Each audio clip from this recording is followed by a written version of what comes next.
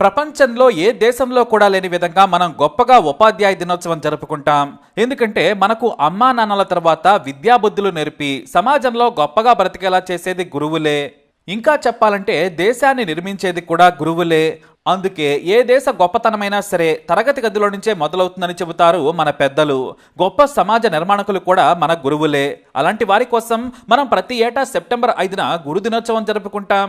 అది కూడా ప్రపంచంలోనే అత్యంత గొప్ప టీచర్గా పేరున్న సర్వేపల్లి రాధాకృష్ణన్ పుట్టినరోజు నాడు.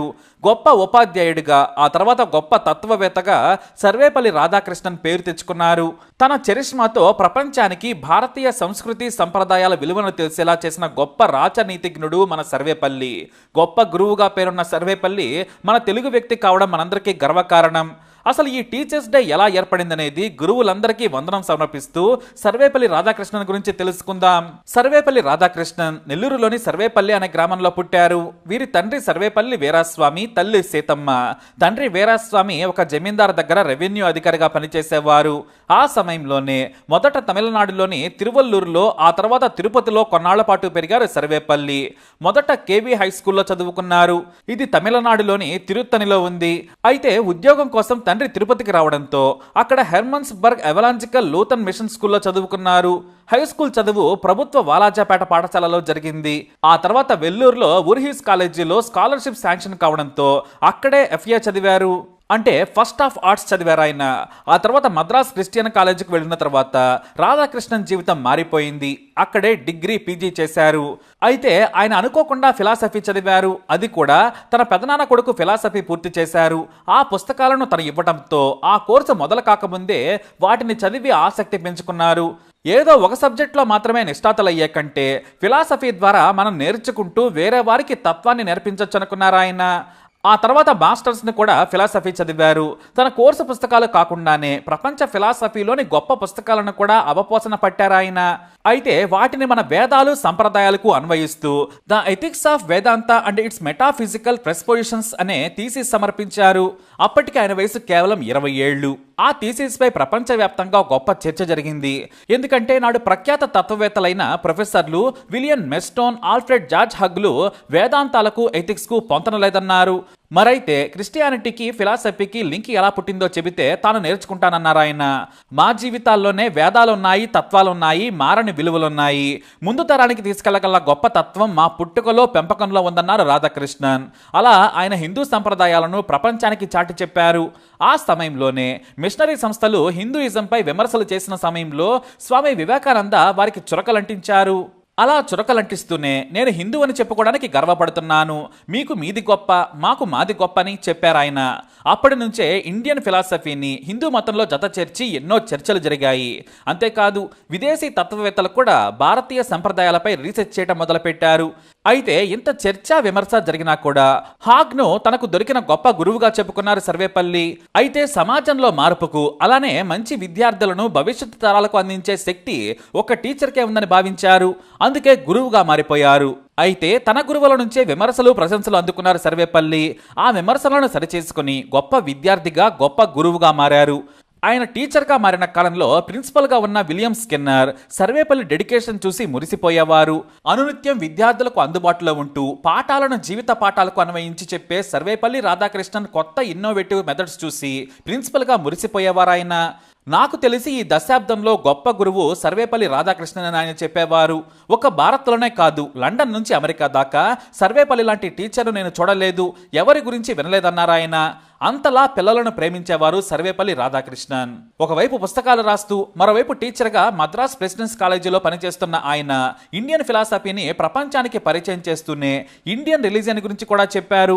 అయితే 29 ఏళ్లకే దేశవ్యాప్తంగానే కాదు, ప్రపంచవ్యాప్తంగా తత్వవేత్తలు సర్వేపల్లి రాధాకృష్ణన్ విదేశీ జర్నల్లో రాసే ఆర్టికల్స్ ను ఆసక్తిగా చదివేవారంతా. ఎన్నో పేపర్లు వరల్డ్ ఫిలాసఫీలో మాస్టర్ పీసెస్ లా నేటికి నిలిచాయి. మరి అంతలా పేరున్న సర్వేపల్లిని తమ యూనివర్సిటీ ఆఫ్ మైసూర్ మైసూరుకి రప్పించారు నాటి వీసీ హెచ్వి నంజుందయ్య.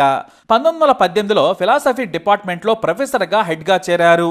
మొదట యూనివర్సిటీకి రోజు లక్ష్మీపురం నుంచి గుర్రపు డిక్కీలో వచ్చేవారు.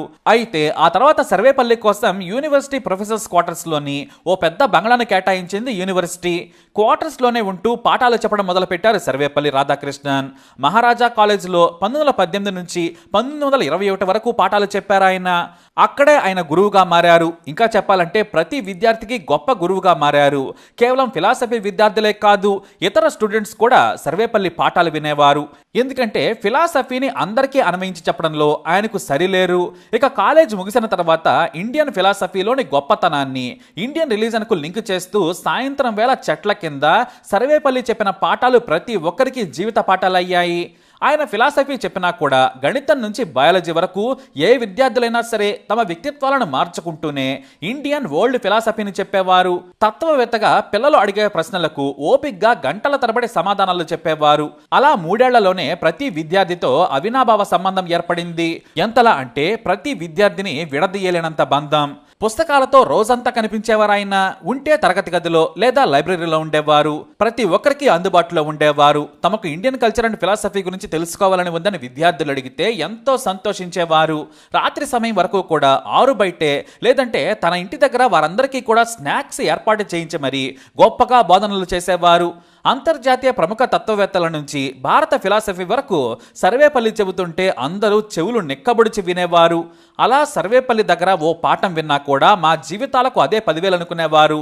ఫిలాసఫీ బోధించే టీచర్లు కూడా దేశ నలుమూలల నుంచి మైసూరు యూనివర్సిటీకి వచ్చి సర్వేపల్లి పాఠాలు వింటూ నేర్చుకునేవారు.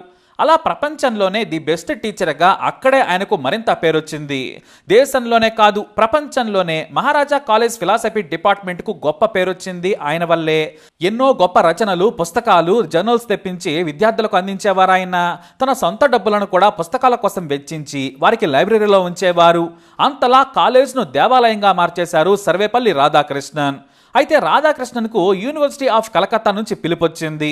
తమ కాలేజీలోని ప్రఖ్యాత George V professor of philosophy డిపార్ట్మెంట్ను లీడ్ చేయాలని కోరారు.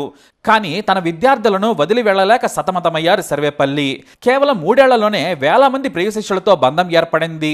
మరోవైపు సర్వేపల్లి వెళ్లిపోతున్న వార్తపై అందరూ కలత చెందారు. మీరు ఎక్కడికి వెళ్లొద్దు, మా దగ్గరే ఉండాలంటూ సర్వేపల్లిని పట్టుకుని వందలాది మంది కన్నీళ్లు పెట్టుకున్నారు. మీరు మాకు దారి చూపించాలంటూ వేడుకున్నారు. వీసీ నుంచి ప్రొఫెసర్ల వరకు అందరూ బ్రతిమలాడారు.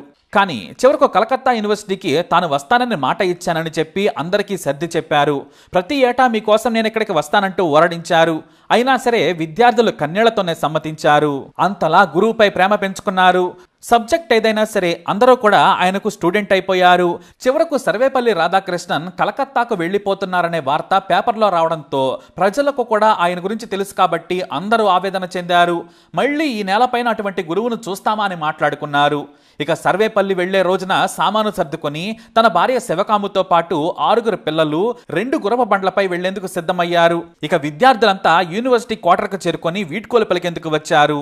సర్వేపల్లి రైల్వే స్టేషన్కు వెళ్లేందుకు సిద్ధమవుతుంటే అందరూ కన్నీళ్లు పెట్టుకుని టాటాలు చెబుతుంటే, మీకు నాలాంటి గురువులున్నారు, ఇక్కడ మంచి టీచర్లున్నారు, ఒక్కొక్కరు ఒక్కో పద్ధతిలో పాఠం బోధిస్తారు, అంతే తప్ప ఏ గురువులోనూ కల్మషం ఉండదన్నారు సర్వేపల్లి. వారికి మంచి చెబుతున్నా కూడా సర్వేపల్లి కంట నీరు కారుతూ ఉంది. వాటిని తుడుచుకుంటూ ముందు ఉన్న గుర్రపు బండెక్కారు. అప్పుడు విద్యార్థులు కొంతమంది ఆ గుర్రపు బండికి ఉన్న గుర్రాన్ని తొలగించారు. గుర్రపు బండి తొలగించే వ్యక్తికి చెప్పి తాము తీసుకెళ్తామన్నారు. యూనివర్సిటీ నుంచి స్టేషన్ వరకు రోడ్లన్నీ కిక్కిరిసిపోయాయి. ఎటు చూసినా స్టూడెంట్సే, వాళ్ల చుట్టూ ప్రజలు. అందరూ కూడా 2 చేతులెత్తి దండాలు పెడుతూ ఉన్నారు. దాదాపు 5 కిలోమీటర్ల మేర వేలాది మంది విద్యార్థులు ఆ బండిని వారే చేతులతో లాకెళుతూ రైల్వే స్టేషన్ వరకు తీసుకెళ్లారు. ఆ వింతను చూసి జనం రోడ్డు వెంబడి వేలాది మంది నిశ్చేష్టులై చూస్తూ సర్వేపల్లికి దండం పెడుతూ ఉన్నారు. ఆ ప్రేమను చూసిన సర్వేపల్లి తాను నమస్కరిస్తూ కన్నీటి పర్యంతమయ్యారు. అలా రైల్వే స్టేషన్ వరకు విద్యార్థులు తమ చేతులతో తీసుకెళ్లారు. రైలు వచ్చే సమయం వరకు అందరూ ఎదురు చూశారు. Railway station కిటకిటలాడిపోయింది. రైలు రానే వచ్చింది. కొంతమంది మంది విద్యార్థులు రాధాకృష్ణన్ సామాన్లను రైల్లో పెట్టారు. సర్వేపల్లి తమ రైలు ఎక్కాడని కాసింతసేపు ఎక్కువే రైలును ఆపారు. ఎందుకంటే ఆయనకు వీడ్కోలు చెప్పేందుకు వేలాది మంది విద్యార్థులున్నారు. చివరకు తన వల్ల వేరే ప్రయాణికులు ఇబ్బంది పడొద్దని రైలెక్కి డోర్ దగ్గర నిలబడ్డారు.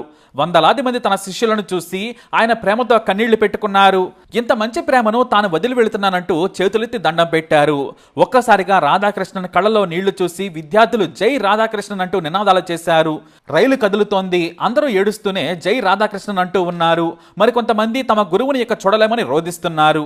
ఆడపిల్లలైతే మీరు మళ్లీ రావాలంటూ రైలు కదులుతుంటే అడుగులు వేస్తూ చెబుతున్నారు. అంతమంది ప్రేమను చూసి రాధాకృష్ణన్ అప్రయత్నంగానే అంతసేపు మీరంతా బాగుండాలని ఆశీర్వదించిన ఆయన చేతులెత్తి ఆ ప్రేమకు నమస్కరించారు. అలా రైలు కదిలి వెళ్లిపోయింది. వేలాది మంది విద్యార్థులు వీసీ నుంచి అటెండర్ వరకు అంతా ఘనంగా వీడ్కోలు పలికారు. అలా రిటైర్ అయ్యే వరకు ఎన్నో ఏళ్లు గొప్పగా విద్యాబుద్ధులు నేర్పారు సర్వేపల్లి రాధాకృష్ణన్. ఆ తర్వాత మొదటి ఉపరాష్ట్రపతిగా గొప్ప టీచర్గా పేరున్న సర్వేపల్లి రాధాకృష్ణన్ ఎంచుకున్నారు మొదటి ప్రధాని జవహర్లాల్ నెహ్రూ. దేశానికి వెలుగునిచ్చే గొప్ప టీచర్ కంటే అర్హులెవరుంటారని ఆయన గొప్పగా కీర్తించారు. ఆ తర్వాత రెండో రాష్ట్రపతిగా సేవలందించారు. అయితే ఉపరాష్ట్రపతి నుంచి రాష్ట్రపతిగా ఎన్నుకున్న సమయంలో కొంతమంది శిష్యులు ఆయన కలిశారు. సార్, మీలాంటి గురువును మేము చూడలేదు. మీ జీవితాలను మా కోసం త్యాగం చేశారు. మీ పుట్టినరోజును మా గురువుగా ఘనంగా చేస్తామని చెప్పారు. అందుకు ఆయన ఒప్పుకోలేదు. నేను పదవిలో ఉన్నాను కాబట్టి ఇదేదో తప్పుడు సంకేతంగా బయటకెళ్లొచ్చు. మీరు నా ప్రియమైన శిష్యులు. మీకు నా మీద ఎంత ప్రేమ ఉందో నాకు మీ మీద 10 రెట్లు ఎక్కువే ఉంది. ఏ ఒక్క గురువు వల్ల విద్యార్థికి పూర్ణత రాదు, అందరి వల్లే వస్తుంది.